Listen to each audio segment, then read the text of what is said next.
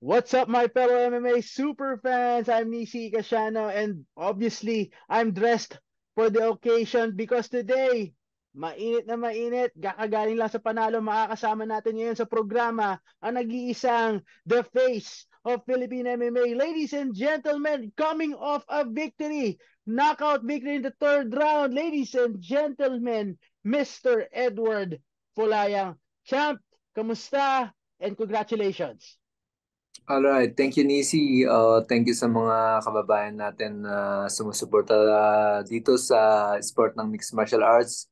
Thank you rin sa lahat ng mga sponsors natin na palaging nagbibigay para tuloy-tuloy yung training natin. Champ, first question, nag-sink in na ba? Because the last time you heard your name as the victor, as the winner, medyo matagal na. It's almost 4 years if I'm not mistaken. Nag-sink in na ba? At of course, as a follow-up to that question, masagot mo na rin. Ano yung pakiramdam na masabing not a winner by decision but by third round knockout?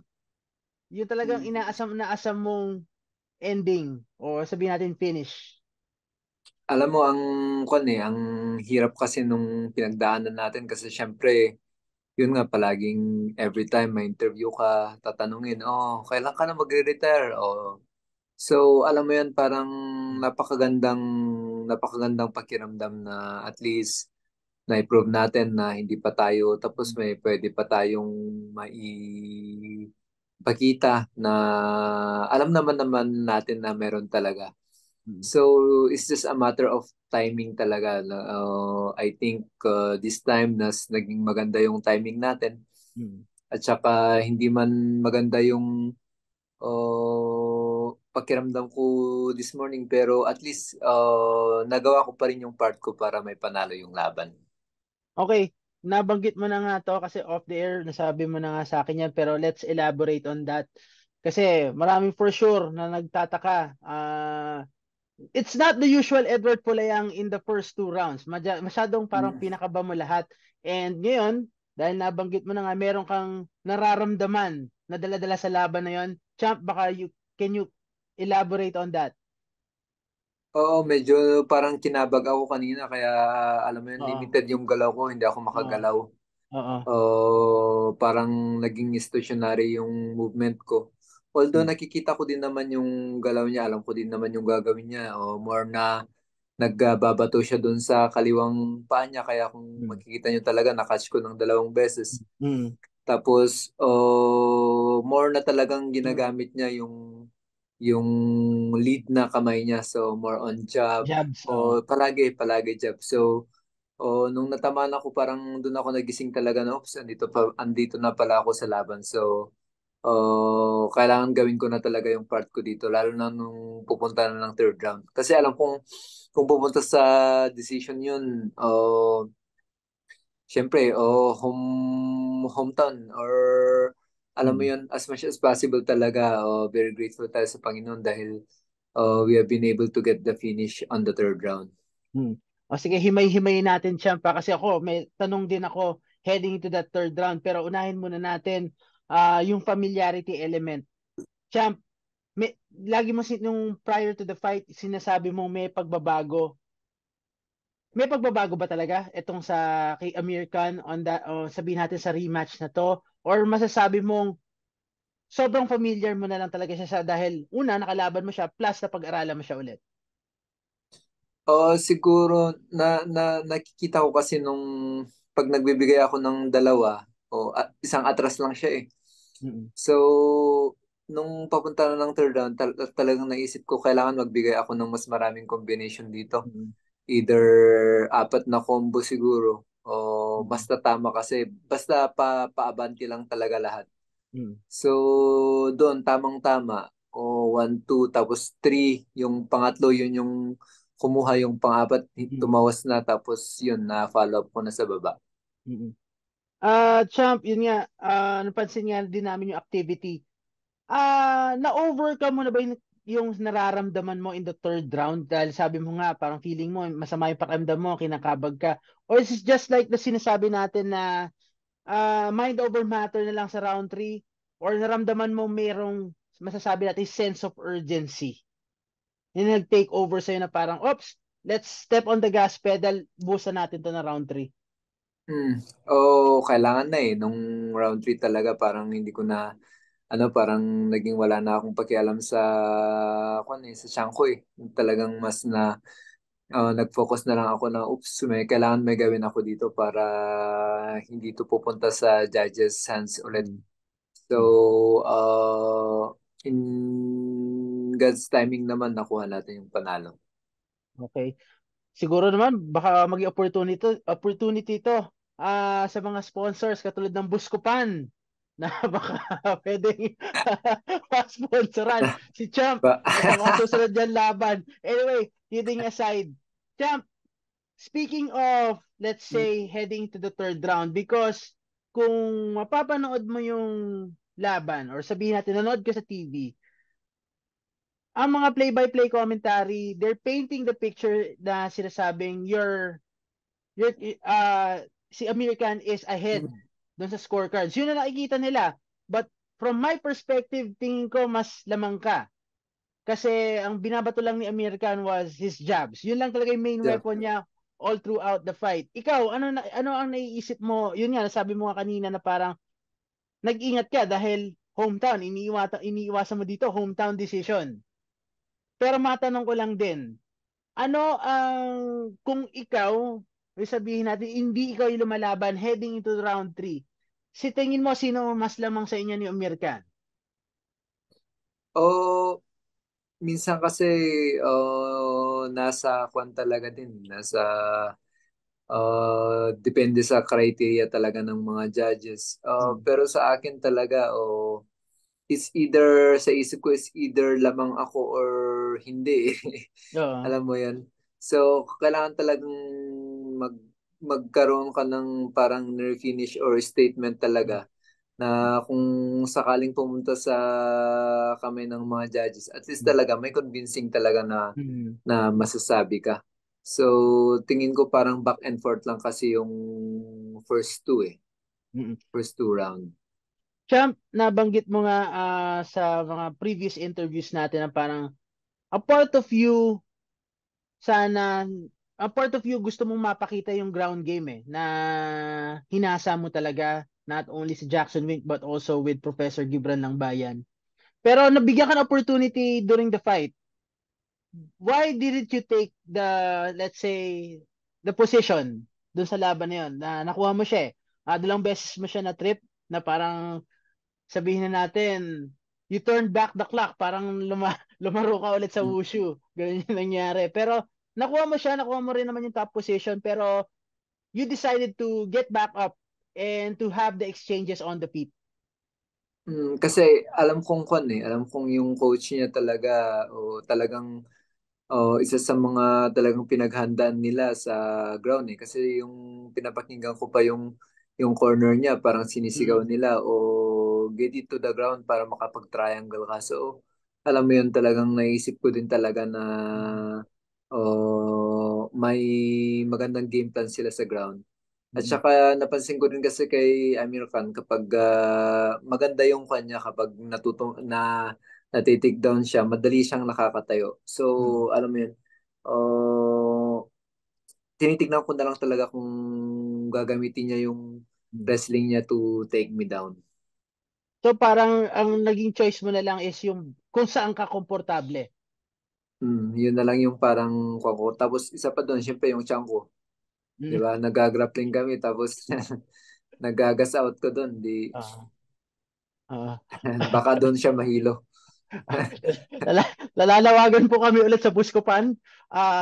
Baka pwede po kami mapagbigyan. Sa mga hindi, o nga pala, of course, sa mga hindi nakakaalam, ang coach, isa sa mga coaches ni American is Adam Kayum, who is also the head coach at Evolve. Plus, nakikita ko rin sa corner ni Xiong Jingnan kanina, si Alex Silva. So, Ano. meron din mga talagang high level grappler. So, yes, that's the wise thing to do, yeah, in that fight. Ngayon, champ, pagbalikan natin, how did you set it up? Was it really intended? Kasi no, napansin din namin, round 3, when you started to at least throw it all. Nakita namin natin, nag-rattle na yung Amir Khan eh. Parang Mm. hindi niya na-expect. Talaga bang intended yung left hook na yun? Nung tumama yun? Kasi parang sa akin, well executed. Parang, Mm. you might Yung well... kasi yung palaging sinasabi din ni Kwan ni Coach Dondon na yung talagang malakas sa akin yung kaliwa eh. Mm, So, usually yung combination talaga namin, overhand sana ng right, tapos upper ng, either upper ng left or left hook eh. So, mm, yun, nung sinugal ko yung 1-2 mm, tapos hook, pumasok naman. mm, Tamang-tama. mm. Did you expect na sabihin natin after delivering that left hook, talagang flat on his back na siya eh. Wala na Mm. talaga si Amir Khan. But of course, syempre, this is MMA. Babatuhan mo talaga ng at least 2 or 3 shots for good measure. Pero did you expect na nung binato mo yan, babagsak?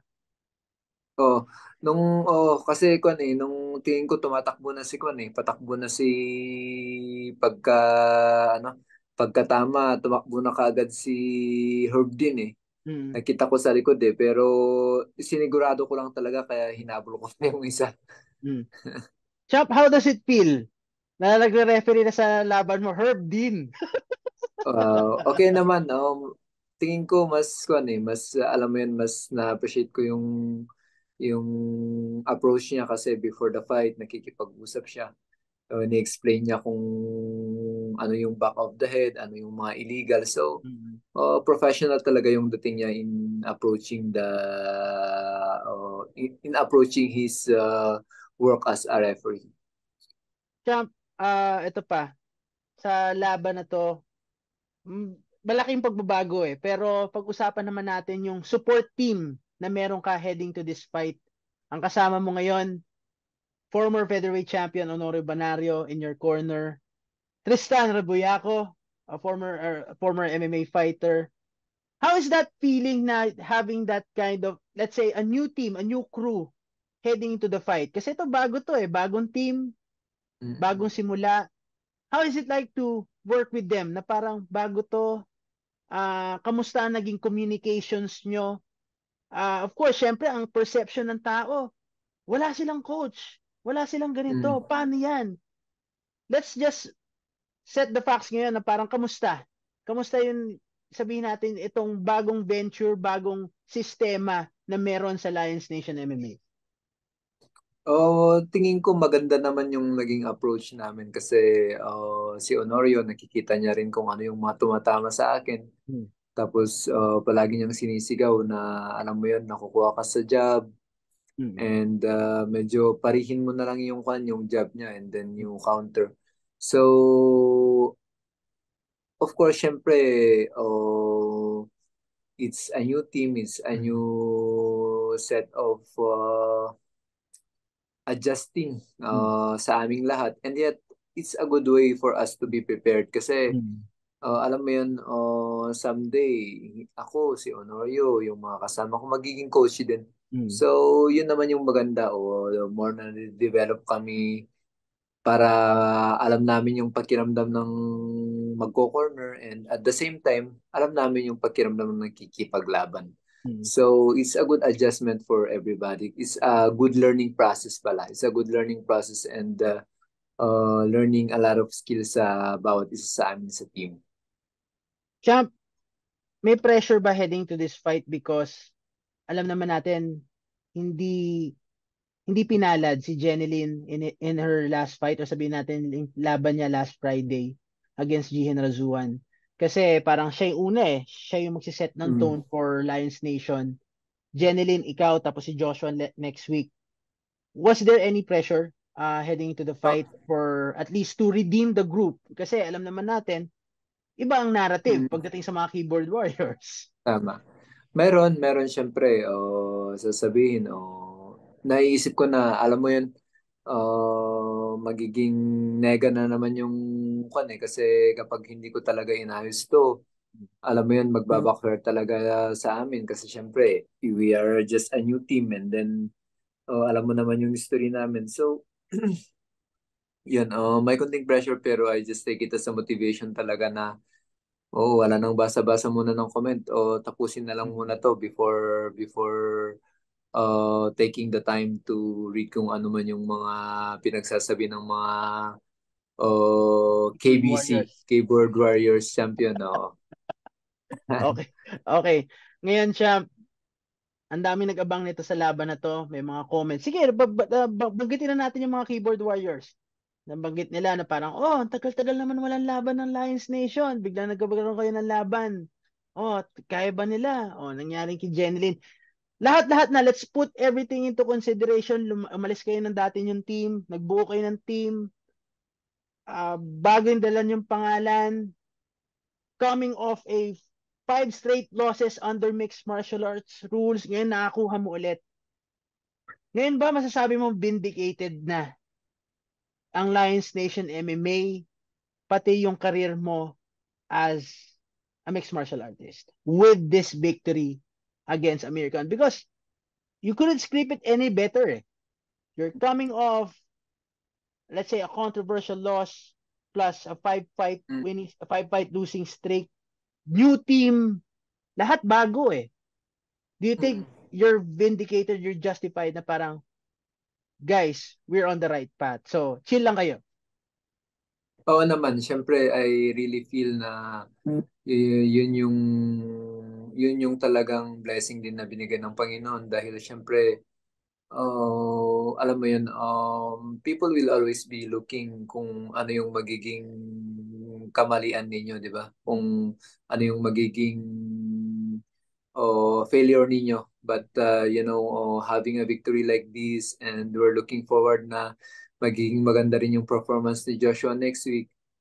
It will, alam mo yun, it's just setting the tone na I'm very thankful na nakapag-set ako ng tone as their kuya to inspire them to dream and to believe to have that confident na kaya namin. Ngayon siya, of course, ito yung gasgas na tanong eh, sa lahat ng nananalo. What's next? Ano ngayon ang balak mo? Mm. May lightweight fight kanina. Maganda rin naman yung kinalabas ng lightweight fight. Ano ang naiisip mo ngayon? Do you really want to savor, let's say, do you want to at least sit and savor the moment? Or do you wish na, you know, sige, habang nasa akin yung momentum, tignan natin kung ano yung meron pang kayang i-offer sa lightweight division. Oo naman, syempre sa akin, no, pinaka-importante dyan, at least nakapag-set tayo ng tone and then it's about assessing kung ano yung pagkukulang, kung ano yung mga kailangan pang ayusin for me to, kasi syempre, alam mo yun, we are professional fighters, Hmm. we are always looking into fights kasi kung wala kang fights, wala ka namang Hmm. pagkakakitaan. So, alam mo yun, it's always about taking care of your body, setting the next plan and looking forward dun sa susunod na magiging step dito sa career. So for me, if I can be able to have another fight before the year ends, then it will be another milestone to reach. Pero I believe na we can be able to do it. Ano ang prospect, sabihin natin makasama ka ng Qatar event? Um, Memorable ang Qatar so sa'yo. Oo naman. It's the place where I get my silver medal sa Asian Games. So, um, I want to be there, to be fighting there, syempre. And we're looking forward kung ano man, sino man yung next perspective na pwede nating kalabanin ulit. So, no specific name. Come what may, kung sabihin natin kung sino makakalaban. Wala pa muna sa ngayon. Mm-mm. Okay, champ, before I let you go, to celebrate, alam natin, dami natin kasama dyan ngayon sa Singapore. Family, nandyan din yung mga anak mo. Baka may gusto ka sang pasalamatan sa lahat na nagtiwala sa iyo at sumuporta sa roller coaster ride of this journey. At alam mo yun, patuloy na naniniwala na you would see the light at the end of the tunnel. Well, unang-una gusto kong pasalamatan ang my Lord and Savior Jesus Christ, the Lion of Judah, na palaging nagbibigay sa akin ng strength para tatagal tayo ng ganito dito sa sport natin. Of course, yung mga kaibigan natin, mga family natin na andyan palagi to give their support, mga teammates, mga coaches. I'm so thankful to them. My sponsors, andyan yung Anchor Wheel, yung Ulsim Construction, yung Eaters Grill, yung Tignan na natin Kaladyo. is uh, Oh, yun. Yung Kaladyo, yung Lipasitiri, yung Gentle Dental, Iron Bunny, oh, iPad Foundation, Dante Bagsan Law Office. Nagpapasalamat ako kasi andyan sila para suportahan tayo. Andyan sila para ipakita talaga na, there's people talaga who believes in what you are doing. And syempre mga kaibigan, I'm grateful na andyan kayo palagi to support me in this endeavor. Yung family ko, yung wife ko, I'm so much blessed to have 3 kids and a wife who is supportive in this endeavor that I am doing. So, salamat ng marami sa inyong lahat, sa mga fans natin. Yun, lahat-lahat na para walang mawawala. baka sa mga bashers mo, kasi pinagre-retire ka na. Oo, salamat din dahil na namomotivate ako para gawin pa yung best ko in this endeavor. Hinahunting pa rin namin yung may Zac Efron na profile pic. Kung saan ka man, kung magko-comment ka, handa na po kami sumagot kung gusto niya. Anyway, champ, we wish you nothing but the best. Kita-kita tayo dito sa Pilipinas and more power to you. All right, thank you, Nisi. See you sa Pilipinas. That's it for all of us here on the MMA Superfan. Don't forget to like, share, and subscribe, and also hit the notification bell to stay up to date with all the latest content from the MMA Superfan. Again, I am Nisi Casiano with the face of Philippine MMA, Edward Fulayang. Till next time.